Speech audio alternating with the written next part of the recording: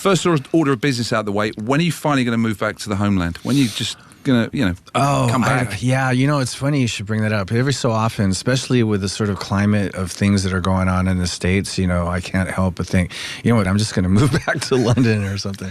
But it hasn't happened as of yet. So because we have that AC/DC thing where the Australians claim them, and then we claim them because of the Scotland thing and Brian Johnson. So we have this constant to and fro. And I imagine it's similar with you, America, England. Which one is he? But we've claimed you. Yeah, well, I mean, I'm pretty patriotic about my British heritage, so it's all good. And I've got a lot of family here, and so I still feel a sense of home here. And then for, as a musician, my earliest influences were from being here and what my dad was listening to and my uncles. And that was all, sort of the British wave of rock and roll. And I was steeped in that. And so when I moved to the States, that sort of went with me, Going back to the sort of early days, when I was last in LA on Sunset, maybe a few years ago, it almost seems to be like a part of it, like the Sunset Strip, was like a museum to what it was. So the Viper Rooms, even though that was sort of later on, the Troubadour, you've got the likes of the Rainbow. Even then, in the new millennium, it was always someone with a flyer, come and see my band, come and check it out. People dressed in a certain way. And I was thinking, I wonder if it was like this in the early 80s. When you were starting out in Sunset, was it kind of the same thing, but kind of 25, 30 years previously? Well, no, it was a way bigger scene. The whole sort of West Hollywood club scene was a 20 times bigger scene than it is now.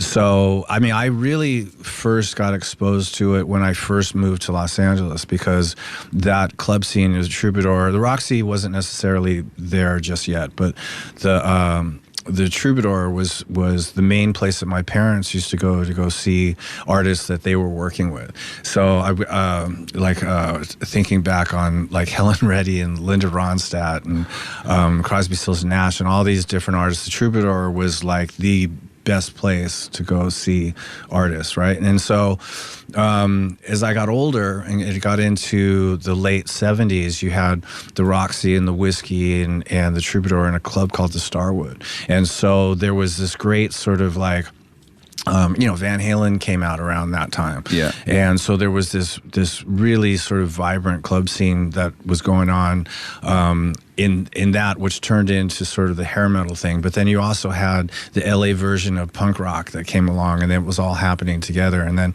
as you got into the 80s, there was a metal scene, and there was also the sort of like new wave kind of a thing. Yeah. So it was very, very explosive up until I came back from the first Guns N' Roses tour, which was 1989. And then at that point, the whole scene was pretty much just sort of a shadow of its former self. And it hasn't really recovered since. It hasn't been like it was in the 80s or the 70s since then. Was it tribal and almost competitive? Because everyone was sort of trying to grab a piece of that pie. It was huge. I mean, there was, in the 80s especially, there was what you called flyer wars, where, people would go around. I used to do this too. And you'd put bills up on like construction sites. They put these plywood walls up around the site, so they were exposed, right? And it's just a blank canvas. And so you'd go over there and you'd put your flyers on there, and then people put their flyers on top of yours, and you put your flyers on top of theirs, and it just went on and on and on and on like that. And all of West Hollywood was covered in these flyers, So yeah, it was very competitive. When did you feel like you were sort of getting certainly on a par or ahead of them, in the sense that because it was competitive, you were in this new band, so you were trying to get ahead, but then there was, your Motley Crues, your Rats, all these other bands, and probably countless others that we didn't hear about on this side of the Atlantic. When do you feel like you were getting ahead? Well, I mean, it took a minute. Guns N' Roses, like everybody goes, they came and then they just became huge. But it really started out at the very lowest rung of the ladder. Sort of like opening at the Troubadour on a Monday night. Yeah. And you'd get tickets from the actual club, and you'd have to go out and sell those tickets. And that's the only way that you could possibly get paid. And we used to call it pay to play. You get a spot on, you'd be responsible for a certain amount of tickets, and you had to sell them. Otherwise, it would really sort of cost you, right? Yeah. And so we did that, and we just sort of worked our way up. But the thing Guns is that we were sort of unique unto ourselves, the type of band that we were, right? So you had this what had become almost generic hair metal scene in Los Angeles, and then we were sort of the antithesis of that. Our whole attitude and just the way, I don't know, our aspirations as a band was just completely different than what was the norm in LA, and we started to attract a really diverse audience. So we had like, you know, sort of metal guys and girls coming down, then we had punk rockers, and we had, you know, sort of some pop people. I don't know what, you know, where that came from, but we just had a very diverse audience. And I think the sort of devil may care attitude of the group, and sort of, you know, coupled with how aggressive and in your face we were, and whatever our attitude was, you know, I that sort of attracted a lot of people. Plus we had some good songs. Yeah, that helps. So about the songs, we'll rattle through the years and we'll go from California to Seattle. You've gone with a Foo Fighters song, one of the lesser known ones. Why this one? Because I got the Foo Fighters. I'm a big fan of the Foos and Dave in general, and so I got the new record and I was listening to it, and that riff on this particular song is just awesome. You know, and I don't know why it's not a bigger song, but then, you know, who knows in this industry why anything is anything. But that, I just thought that was a killer song and a great riff. I actually know how to play the riff. I had to learn it as soon as I heard it. Did you like the monikers in the early days, in the sense that you were supposedly the most dangerous band in the world, but you could have been the bad boys of rock and roll, but Motley Crue had taken that? You know, was there that kind of rivalry then, even when you made it, once you got off the scene, with certain bands of that background, should we say? I don't think we were really conscious of that kind of thing. We were too busy just doing what it was that we did, you know, to try to adhere to any kind of, you know, like other people's perspective on the band, or, you know, the kind of image that we portrayed or whatever. When we came along, Motley Crue had already had a couple records out. And I think Rat had just made it, and so we were sort of, I mean, it was like 1985 through 86. We got a record deal in 86. So we were just doing our thing and not really paying attention to everything else. It still makes me feel uncomfortable when people go, "Oh, the most dangerous band in the world," because that's sort of like, you know, you feel like you walk into a room, people walk out. But I mean, I have to admit, we had a hard time getting anywhere in this business when we first started out, all the way up until the record hit, because whatever it was about us, people didn't want to work with us. They were a little intimidated, or we were too, whatever it was, people were either scared or turned off or whatever. So we couldn't find a manager, we couldn't find a producer, we couldn't, you know, and it was only because Tom Zutaut from Geffen came along and saw us at the Troubadour, that because of his interest in us, the only reason other record labels all of a sudden became interested. Yeah. Because we were definitely the scourge of the neighborhood, you know. So you had a lot in common with the likes of Motley Crue. Yeah. But, yeah. Fast forward a few years, you've had the massive success. Use Your Illusions come out. You've done the massive tour. It's the early 90s and grunge is coming in. And we've just played the Foo Fighters. Could you see the music scene changing? Even though you'd had the huge success, did you think something's definitely changing here, we could be in trouble? No, I mean, in 80, I guess it was in 88 or 89, first heard 89, first heard Soundgarden and Alice in Chains, like, you know, 89, 1990. And that was the most exciting thing that I'd heard of new music in a long time. I was just happy that there was some new thing happening. Yeah. You know, we were sort of, Guns N' Roses was sort of in a way in its own world, because we were touring around playing all these gigantic venues and dealing with our own to really sort of think about what effect the you know, contemporary music was having on our scene, so to speak. I just never was conscious of that. You know? We'll talk a bit more about the 90s after a spin-off band from the early 90s, Prophets of Rage, which I saw them at Download last year, and it's like Energy. It was like the level of it. I haven't seen him yet. I've been friends with Tom for for a while. And I mean, one of my favorite bands to come out of the 90s was Rage Against the Machine, still to this day. And I got to know Tom when he was doing Audio Slave, and I was doing Velvet Revolver, which turned out to be two sort of like what people labeled as supergroups, right? Yeah. But Tom's just this great guy, and I actually saw Rage Against the Machine at some point in like 2006 or something. They got together to do Lollapalooza. And it was off the hook. It was so good. Anyway, so, fast forward to now, and he's doing this Prophets of Rage thing. So when the record came out, I went out and bought it. And there's this one track on it. Living on the 110. That's got to be an LA freeway. It's an LA reference. thing. It's an LA thing. It's South Los Angeles, and it's just killer. So I had to play that. So you worked with Michael Jackson in the early 90s. What was that like? Because he was to the outside world, slightly odd, dare I say. Was he normal in that sense when you're working with him? So Michael is one of these guys that's just so immensely gifted, When I got the phone call to work with him, I was hugely, humbled and flattered, right?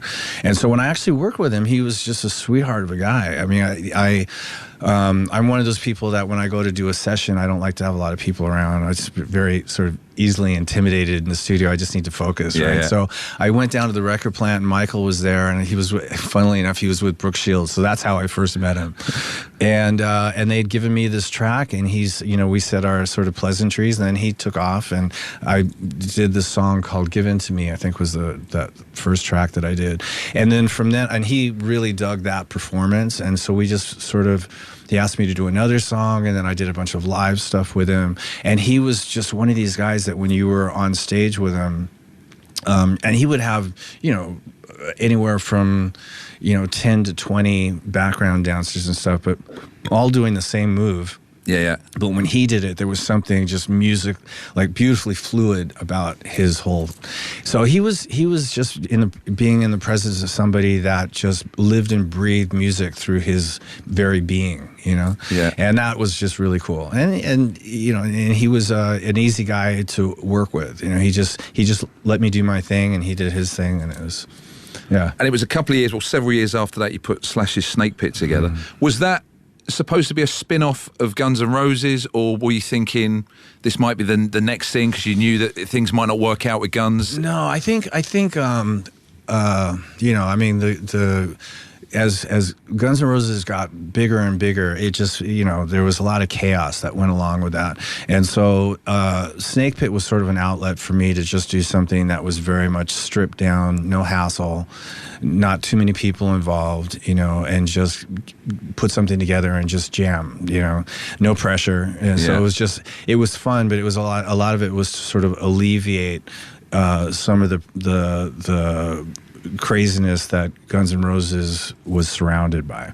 And so it was fun, but it was really just an outlet. And then the second one that I did was after I was not in Guns anymore, and it was, trying to put a band together, but neither one of those bands were very stable.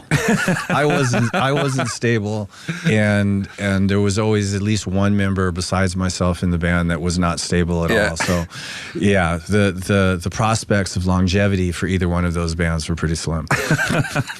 We'll get into the new millennium after a band. It's a family connection. Your son's band, Classless Act. Oh, yeah. I don't need to ask you why you've chosen this. Family bias. I mean, they are good. Don't get me wrong. They said pick 10, 10 songs, and I thought, well, he just recorded something. He recorded it at my house, same place that I recorded my record. Yeah, this kid's sponging off you free studio but time. They have to pay for it. But he's a really great drummer, and he's got a good bunch of guys that he's working with. So I figured, well, I'll play one of those songs. And this one is Devil. Yeah, this is Devil. Into the new millennium.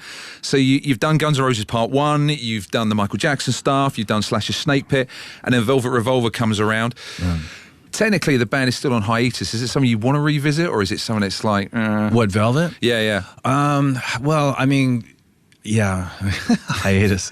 Right. That word. Why is there not a band called Hiatus? Yeah. The free publicity. Right, exactly. No, with after the whole sort of Scott thing, we made an attempt to sort of continue it on, but I have to say that my heart was never really into trying to find the next guy that was going to continue that whole thing on. And we did give it the college try, but and we had some different people, but it just didn't seem like the right person to inspire that to keep going was going to come along. Which will take us perfectly onto Miles Kennedy and the Conspirators era after some Gary Clark Jr., who did a great job on a classic Beatles track, which also went Hollywood with the when it was on the trailer, when it was on the soundtrack for Justice League. Right. His version of Come Together is about as contemporary as you can get. Yeah, but the thing is it's got a lot of soul. Yeah. And he's one of my favorite guitar players. And the thing is, I listen to a lot of blues stuff. So he's in that mix of guys that I listen to, as far as blues guitar players and blues singers and so on. And so I heard that record's a great record, but I went and saw him opening for Eric Clapton.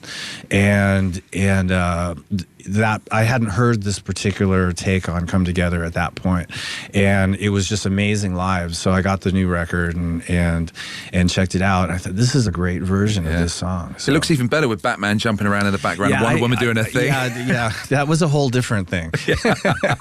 that gave the song a different interpretation altogether.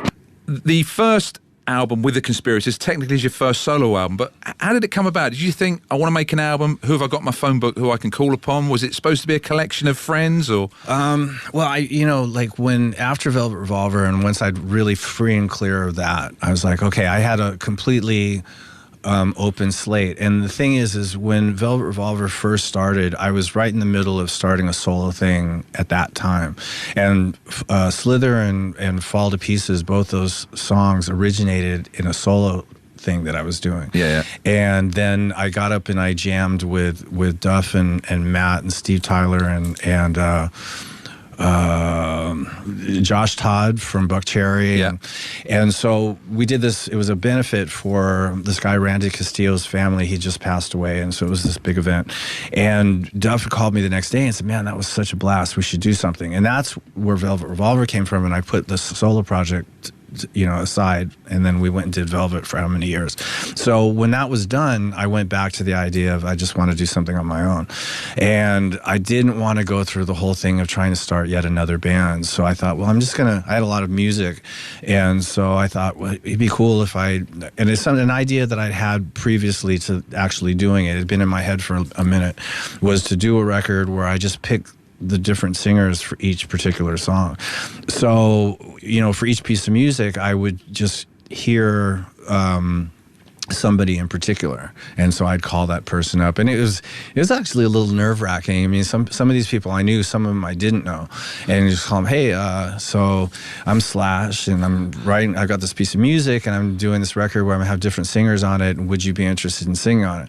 And it was cold calling. It would take me back to my phone sales days. Yeah. But it was a fun project to do, and I got to work with a lot of really cool people, and each song had its own sort of the way that it was developed or how it was written. Yeah. Or, sometimes I'd have a piece of music that was arranged and somebody would just come and sing to the existing arrangement, or sometimes I would really get toe to toe with them and actually write the song. I'd only have a riff and a couple chord changes, and we'd really arrange it together, and a lot of different sort of creative avenues that I explored on that record. But I met Miles Kennedy doing that album, and so that sparked a whole relationship, and that just started this whole thing. And it's still going. And it's still going. Yeah. Well, we'll get right up to date, including the new album after some Queens of the Stone Age, and the one you've gone for is kind of like pop disco rock. Yeah, the way you used to do, which makes no sense. Yeah. Well, I mean, Queens is one of my all-time favorite bands, and I don't know why they're not bigger than they are. They're fantastic. I mean, they write amazing music, and it's an amazing live band. But anyway, all the records are great, and so I just wanted to play something off of this last one that they just came out with. And it is very avant-garde, isn't it? But you know. So after the second Slash and the Conspirators album, which you toured and had great success with, did you think that the Guns thing would come around for a second time, or were you set just to go straight on to album number 3? I mean, a lot of this material we started writing during the World on Fire tour, which was 2014, 2015. So as soon as that tour was over, we would have gone straight into pre-production, done another record, and went back out again. But the Guns thing came along completely out of the blue. And it was just like one of these things. And Axl and I hadn't spoken in 20 years, like literally not one word for 20 years. So when he and I got together, you know, we sort of dispelled a lot of negative stuff that had been perpetuated over the years, and had some stuff to talk out and whatnot. And then we had this offer, which we've been getting every year for a long time, which was to regroup and do Coachella. And all of a sudden, it sounded like a fun idea. Yeah. And so we decided to do that, and then so sort of had to. You know, I told the guys I'm going to do this thing with Guns for a minute, and it's just, you know, 3 warm-up shows and 5 shows total. And so we did it, and it was just such a blast. I mean, it's hard to explain, but it was just unreal how much fun the whole thing was, and how well everybody got along, and so on and so forth.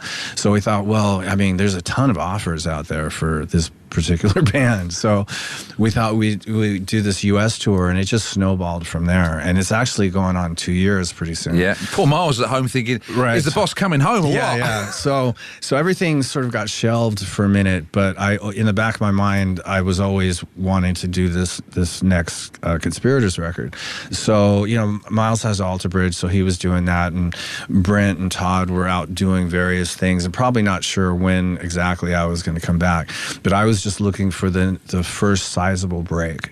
And so in January, February, I got together with Brent and Todd and Miles and Frank, and got back into pre-production, revisited some of the material we already had, and then did a bunch of new stuff, and just recorded the album. And then as soon as I was done mastering, I was back in rehearsals with Guns and out on the road again. Flip-flopping. Yeah. Of course, you know, just quickly going back to Guns, you know, inadvertently you've become almost influential in relationship counselling for everyone around the world, because, and I've said this to a few people, anyone who's in strife in their business life, whether a broken down relationship with a boss or a loved one, my answer is always the same: if Slash and Axl can get it together, well, no damage is unbreakable. Yeah, I mean, there is some truth to that, because, I mean, listen, I would have put every penny I had against it ever coming back together, I mean, a couple of years ago. Yeah. So, yeah.